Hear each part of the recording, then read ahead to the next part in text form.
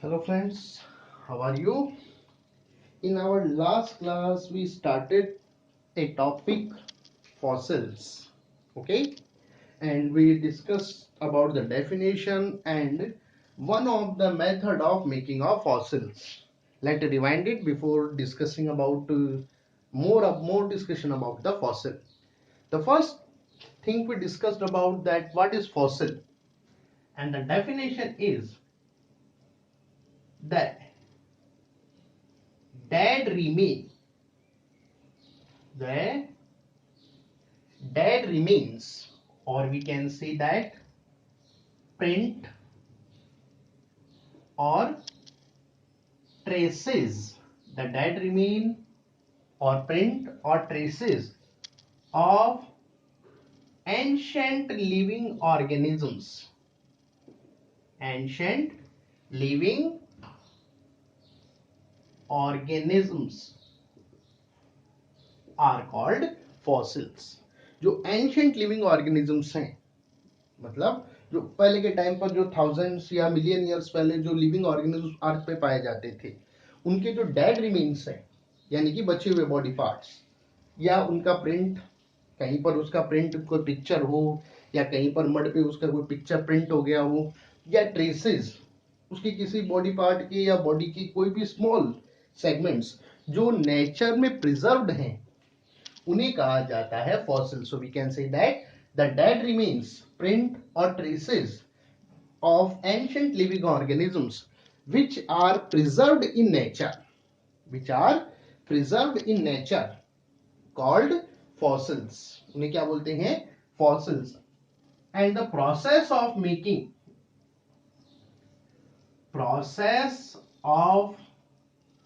making या converting fossils, forming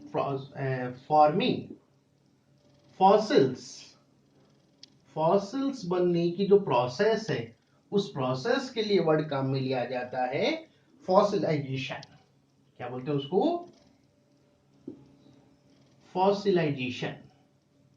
the process of making fossils या process of forming fossil is known as fossilisation.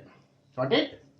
अब living organism अलग अलग conditions के अंदर उसकी डेथ होती है, तो उसी के अकॉर्डिंग अब वहां पर क्या क्लाइमेटिक कंडीशंस हैं, क्या उसको कौन से फैक्टर्स जो हैं वो उसमें फॉसिल्स बनने में हेल्प करते हैं, उसी के अकॉर्डिंग फॉसिलाइजेशंस अलग अलग टाइप से होते हैं. Got it?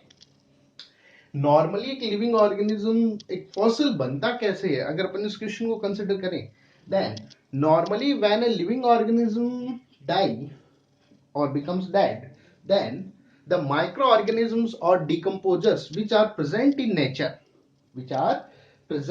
nature generally decompose its body. जब एक लिविंग ऑर्गेनिज्म, कोई भी लिविंग ऑर्गेनिज्म डेथ होती है, तो नेचर में मौजूद जो माइक्रो ऑर्गेनिजम्स हैं, या जिनके लिए अपन वर्ड काम में ले सकते हैं डिकम्पोजर्स, वो उसकी बॉडी को डिकम्पोज कर डालते हैं. But sometime a living organism reaches into such condition where the decomposition does not take place. कई बार एक लिविंग ऑर्गेनिज्म ऐसी कंडीशंस में पहुंच जाता है जहां पर उसकी बॉडी का डिकम्पोजिशन नहीं हो पाता, तो उस कंडीशन में उसकी बॉडी किस में कन्वर्ट होती है? फॉसिल्स के अंदर कन्वर्ट होती है. Got it? जो सबसे कॉमन मेथड है फॉसिल्स बनने का, दैट इज ऑर्गेनिजम्स जो हैं, when it buried under soil or ice or other substances. जब एक ऑर्गेनिज्म जो है उसकी बॉडी सॉइल में या आइस में या कोई भी और अदर सब्सटेंस की उसके अंदर जब बर्ड हो जाती है, तो उसका डिकम्पोजिशन नॉर्मल कंडीशंस में नहीं हो पाता. इसलिए उसकी बॉडी जो है वो किसके अंदर कन्वर्ट हो जाएगी? It chances to convert into fossil. Fossils के अंदर उसकी बॉडी के कन्वर्ट होने के चांसेस होते हैं. Got it? इसका जो अपन एग्जांपल कंसीडर करते हैं, दैट इज वूली या hairy mammoth, hairy mammoth, which is called, we can say that, ancestor of elephants. जो आज के जो एलिफेंट्स हैं उनके एंसेस्टर हैं ये। आप लोगों ने इसकी पिक्चर भी देखी होगी, एक बड़ा सा एलिफेंट टाइप का जिसके बड़े बड़े टीथ हैं। वो या नेचर के अंदर जो हमें जो वोली मैमथ जो मिला है या जिसको हेयरी मैमथ बोलते हैं, वो एक काफी ज्यादा प्रिजर्व कंडीशन के अंदर मिला था, आइस के अंदर प्रिजर्व कंडीशन में, और उसको देखने पे लगता ही नहीं था कि वो मिलियन ईयर्स ओल्ड उसकी डेथ हुई है, बल्कि वो क्या लगता था कि अभी कुछ दिनों पहले ही उसकी डेथ हुई है। ठीक, तो ऐसे जो फॉसिल्स होते हैं वो बहुत प्रिजर्व कंडीशंस में नेचर में हमें मिलते हैं। अच्छा, इसके अलावा अदर सब्सटेंसेस में अपन बात करें तो जो अंबर है या जिसको अपन बोलते हैं रेजिन, प्लांट का जो रेजिन होता है वो, या जो लाख, उसमें जो फॉसिल्स बनते हैं इंसेक्ट्स के, वो भी बहुत अच्छी तरह से प्रिजर्व कंडीशंस में बनते हैं। सपोज कीजिए दैट इज एन इंसेक्ट, कोई भी एक इंसेक्ट है, ऊपर से प्लांट से जो रेजिन है वो इसके ऊपर गिर गया, रेजिन जो है वो इसके ऊपर गिर गया, तो वो इसको क्या कर लेगा, चारों तरफ से कवर्ड। ठीक, या ऐसा ही हो सकता है कि ये जो लैक था प्लांट, सॉरी जो लैक इंसेक्ट था उसने लैक सिक्रेट कर रखा था, और एक कोई इंसेक्ट आकर इसके साथ स्टिक हो गया, चिपक गया, तो वो इसके अंदर प्रिजर्व रह जाएगा। तो ऐसे फॉसिल जो है वो भी नेचर में किस कंडीशन में मिलते हैं अपने को, बहुत अच्छी तरह से प्रिजर्व्ड कंडीशंस में हमें मिलते हैं। तो ये था सबसे पहला method, that is buried under the soil. Second जो आता है वो है प्रिंट, प्रिंट या इंप्रेशन।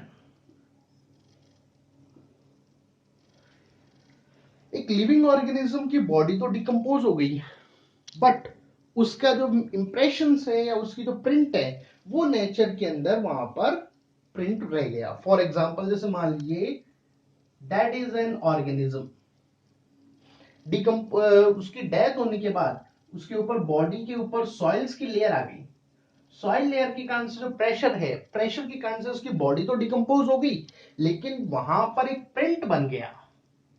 ये मान लेते हैं अपन ये पार्ट है सॉइल का, इसके अंदर इसका जो प्रिंट है वो यहां पर रह गया। ठीक, जैसे मान लीजिए ये है, इस पर जैसे मेरा हैंड है, इसको ऊपर अगर प्रेशर डाला जाए तो यहाँ पे प्रिंट क्रिएट होगा। ठीक, तो वैसा यहाँ पे प्रिंट इंप्रेशंस बन गया। तो जब इसको भी फाइंड आउट किया जाएगा तो ये भी किस कैटेगरी में आएगा, that is also in the category of fossil. So we can say that sometimes the body of organism is destroyed but impression embedded in the rocks or mud, उसका impression जो है वो रॉक्स या mud के अंदर preserve रह जाता है। इसका जो सबसे अच्छा एग्जांपल है इस टाइप के फॉसिल का, दैट इज आर्कियोप्टेरिस। आर्कियोप्टेरिस नाम का जो एक एंशिएंट लिविंग ऑर्गेनिज्म है उसका फॉसिल हमें किस फॉर्म में मिला है, प्रिंट या इंप्रेशन की फॉर्म में। ये क्वेश्चन पूछा जाता है कि आर्कियोप्टेरिस का फॉसिल हमें किस फॉर्म में मिला था, तो किस फॉर्म में मिला है वो, प्रिंट या इंप्रेशन की फॉर्म में मिला है। Got it. इंपॉर्टेंस की बात अगर अपन इस आर्कियोप्टेरिस की बात करें तो आर्कियोप्टेरिस जो फॉसिल है इसने ये क्लियर कर दिया था कि जो रेप्टाइल्स हैं, रेप्टाइल्स, इन रेप्टाइल्स से बर्ड का इवोल्यूशन हुआ है, यानी कि रेप्टाइल्स जो है वो किसमें कन्वर्ट हुए, बर्ड्स के अंदर कन्वर्ट हुए, एवीज के अंदर। तो ये हमें किससे पता चला, by studying the fossil of Archaeopteryx. Archaeopteryx का जो फॉसिल था इसके अंदर बर्ड्स के और रेप्टाइल्स दोनों के ही कैरेक्टर्स इसमें मौजूद थे। फॉर एग्जाम्पल बीक, चोंच, उसके अंदर टीथ मौजूद थे। अब बीक होती है बर्ड्स की खासियत, लेकिन टीथ होते हैं रेप्टाइल्स की खासियत। करेक्ट। सेकंड, अगर आप बुक में इसका डायग्राम देखना थोड़ा सा, इसमें पाइगोस्टाइल या टेल लाइक स्ट्रक्चर बनी थी। पाइगोस्टाइल का मतलब होता है बर्ड्स जो होते हैं इन बर्ड्स में जो पीछे की साइड में जो लंबे फेदर जो स्ट्रक्चर्स पाई जाती है, इनके लिए वर्ड काम में लिया जाता है पाइगोस्टाइल। तो पाइगोस्टाइल की प्रेजेंस बर्ड्स की खासियत है, रेप्टाइल्स में पाइगोस्टाइल नहीं होती। तो इससे ये क्लियर हो गया था कि जो रेप्टाइल्स है उनसे किसका इन्वेंशन हुआ है, बर्ड्स का। Got it? तो that is the second way of formation of fossil. जो कौन सा था? दैट इज प्रिंट या impression fossils. Got it? Sometimes third, जो अपन मिनरल फॉसिल्स जिनके लिए अपन वर्ड काम में लेते हैं, एक लिविंग ऑर्गेनिज्म है, उसकी बॉडी डेथ होने के बाद उसकी बॉडी के जो सिंपल और वी कैन से दैट जो सॉफ्ट जो पार्ट्स थे, बॉडी पार्ट्स, वो तो डिकम्पोज हो गए। सपोज कीजिए दैट इज एन ऑर्गेनिज्म जिसके अंदर डिफरेंट टाइप की स्ट्रक्चर्स मौजूद है। डिकम्पोजिशन होने से इसके बॉडी पार्ट्स तो डिस्ट्रॉय हो गए, लेकिन उनकी जगह पर मिनरल्स आ गई, क्योंकि सॉइल के अंदर मिनरल्स मौजूद होते हैं। तो धीरे धीरे मिनरल्स ने ये पूरी की पूरा स्पेस ऑक्यूपाई कर लिया। तो बॉडी तो डिस्ट्रॉय हो गई, लेकिन उसकी बॉडी का एक स्टोनी आइडल, आइडल का मीन्स मूर्ति, एक पत्थर की मूर्ति जैसी स्ट्रक्चर यहां पर बन गई। Got it? जैसे मान लीजिए ये पेन है, ये लिविंग ऑर्गेनिज्म है। धीरे धीरे इसके पूरे के पूरे बॉडी पार्ट जो है वो तो डिकम्पोज हो गए, लेकिन वाटर के साथ जो मिनरल्स हैं, मिनरल्स जाने से इसके अंदर बिल्कुल ऐसा ही एक आइडल, एक स्ट्रक्चर डेवलप हो गई, जिसका इंटरनल स्ट्रक्चर और एक्सटर्नल स्ट्रक्चर बिल्कुल वैसी ही होगी जैसा ये लिविंग ऑर्गेनिज्म है। Got it? जैसा ये लिविंग ऑर्गेनिज्म बिल्कुल वैसा ही यहां पर क्रिएट होगा। That means we can say that this stony idol, ये जो स्टोनी आइडल बना है, इसके अंदर सिमिलर, या अपन बोल सकते हैं which shows similar inner and outer structures of living organism. इसके अंदर सिमिलर स्ट्रक्चर्स होंगी, similar structure with the parent organism, जो ऑर्गेनिज्म जिसके बॉडी से इसको डिकम्पोज करके बना है, उसके जैसी इसके अंदर स्ट्रक्चर्स वगैरह यहां पर होंगी। तो ये जो थर्ड बनता है दैट इज स्टोनी आइडल। तो कुछ फॉसिल्स हमें इस फॉर्म के अंदर भी ऑब्टेन होते हैं। Got it? The fossils of the many plants, इस टाइप के फॉसिल्स जो हमें मिले हैं of the plants, many plants are collected and studied by Indian palaeobotanist doctor Birbal Sahni. Doctor Birbal Sahni, उन्होंने बहुत सारे, अपन 9th में इस चीज को पढ़ चुके हैं, डॉक्टर बीरबल साहनी, उन्होंने बहुत सारे प्लांट्स की, जिनको अपन ने नाम लिया था, अगर आपको 9th में याद है तो पेंटोजाइल्स, उनकी स्टडी की, उनकी स्टडी की थी। इनकी इन स्टोनी आइडल प्लांट्स के, जो स्टोनी आइडल टाइप के जो फॉसिल्स थे, उनकी इन्होंने स्टडी की थी। अब यहां पर एक क्वेश्चन पूछा जा सकता है, इन्हें, इनको बोला, ये पर्टिकुलरली अपन इनकी बात करें तो दैट इज पैलियोबॉटनिस्ट, इज पैलियोबॉटनिस्ट। ये क्वेश्चन यहां पे पूछा जा सकता है कि बीरबल साहनी, डॉक्टर बीरबल साहनी कौन थे? तो वो कौन थे? पैलियोबॉटनिस्ट, जिन्होंने क्या किया था, प्लांट्स की जो फॉसिल्स हैं स्टोनी आइडल टाइप की, उनकी इन्होंने स्टडी की थी। Got it? अंडरस्टैंड? तो इस टाइप में अपन ने ये 3-4 एग्जांपल्स अपन ने कंसीडर किए कि किस तरीके से फॉसिल्स यहां पर जनरेट होते हैं। Now the next is related with the age of fossils. How can we calculate the age of fossils? Age of fossils.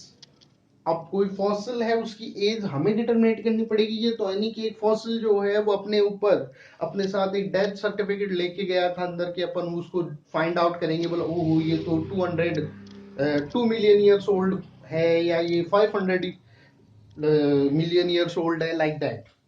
ये हमें डिटरमिनेट करना होता है और इसके लिए दो मेथड काम में लिए जाते हैं। एक तो है रिलेटिव मेथड, रिलेटिव मेथड, और सेकंड है radioactive method, radioactive method, या इसको दूसरा नाम दिया जाता है, it is called carbon dating method. Radioactive method या जिसको बोला जाता है carbon dating method, got it. Relative method में किसी भी फॉसिल की एज जो है, एज ऑफ फॉसिल्स